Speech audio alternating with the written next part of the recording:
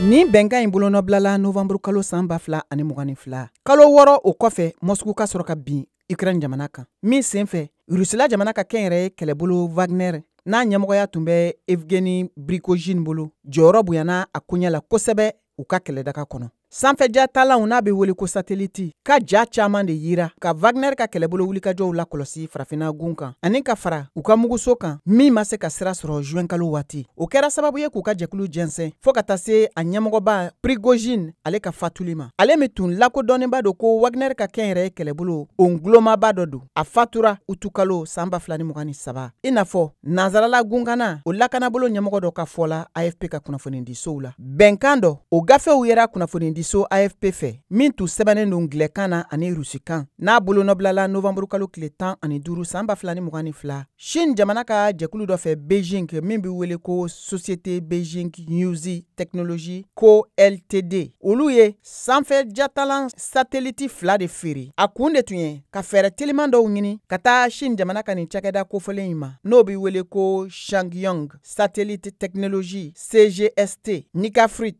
o dugu kɔnɔ. Nin cakɛda kofɔlen sɛgɛsɛgɛliw y'a yira k'a fɔ k'a nafoloko sira dɔw tun bɛ latɛmɛ Rusila jamana ka kɛnyɛrɛye Wagner ɲɛmɔgɔ Prigozhin ale fɛ. Nafolo min bɔra ka don o koɲɛ la tɛmɛna dolari wari miliyɔn 30 ɲɔgɔnna n'o bɛ bɛn yang nafolo miliyɔn 235 ma min bɔra ka don nin sanfɛ subahana jatalan ye satellite la ani ka fara a labaarali o musakaw kan. A bɛnkan bolonɔbilala fɛnɛ ka ɲɛsin baarakɛminɛw ma min bɛ jako kun kan n'a laɲinina. O kɛra sababu ye ka kɛnyɛrɛye kɛlɛbolo Wagner a ka se ka ja caaman de sɔrɔ ni nin sanfɛ jatalan in ye n'o ye satellite ye Ukraine ani farafinna gunkana jamana dɔw kan. Yɔrɔ minnu na ni Wagner kɛlɛcɛw tun dagalenba don ye i n'a fɔ Libi, Sudan, République Centrafrique ka fara Mali kan AFP y'a lase cogo min na. Nansarala tɔn u ka kunnafonidi bolofara min bɛ yen de ye ni kunnafoni ninnu bɛɛ lajɛlen labila. Cakɛda min ma sɔn a tɔgɔ ka ye ni kunnafoni ninnu koɲɛ la.